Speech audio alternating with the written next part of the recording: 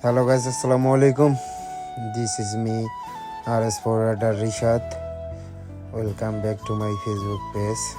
So guys, এখন আমরা পোকরার উদ্দেশ্যে রওনা দিয়েছি।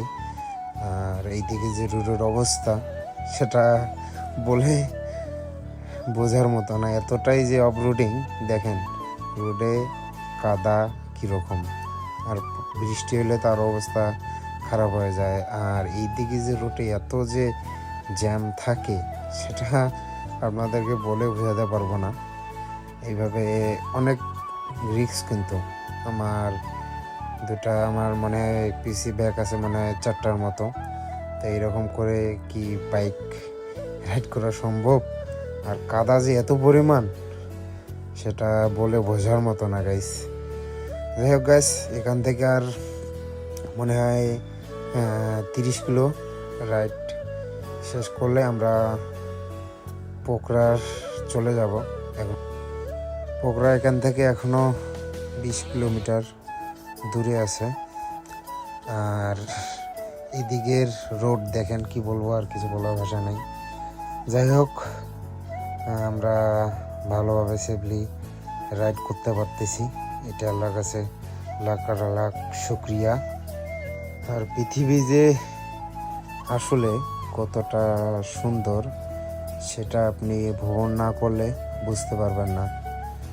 এই জন্য সবাইকে বলবো যে ভ্রমণ করেন, পৃথিবীটা ঘোরেন, দেখেন পৃথিবীটা আসলে অনেক সুন্দর।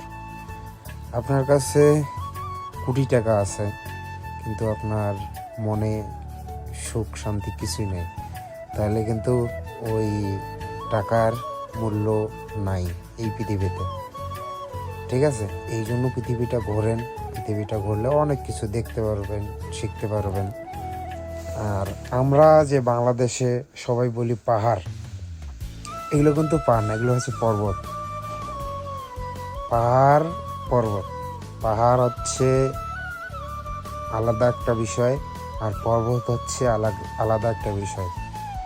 এই যে পর্বতগুলো দেখাইতেছে আপনাদেরকে, দেখতেছেন, আমি ভিডিওতে জানি না কিভাবে আপনাদেরকে বলে বোঝাবো।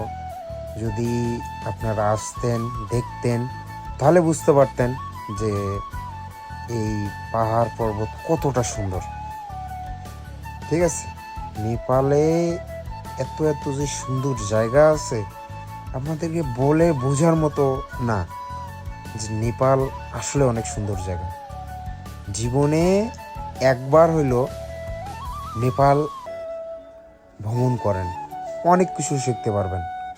এখানকার মানুষ এত যে ভালো সেটা বলে বোঝার মতো না। আমি অনেক একটা ক্ষুদ্র ও ছোট মানুষ, আল্লাহ তাআলার কাছে লাখো লাখো শুকরিয়া আদায় করি যে এইরকম যে একটা সুন্দর জায়গা ঘুরতে পারছি বা ঘুরতেছি। এই দেখেন বাস কিভাবে ঢুকেই দিছে।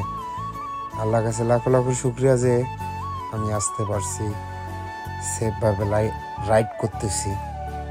এটা আল্লাহর কাছে অসংখ্য শুকরিয়া আদায় করি, কারণ আল্লাহ তাআলা চাইছে বিধায় কিন্তু আমি এত সুন্দর জায়গা ঘুরতে পারতেছি।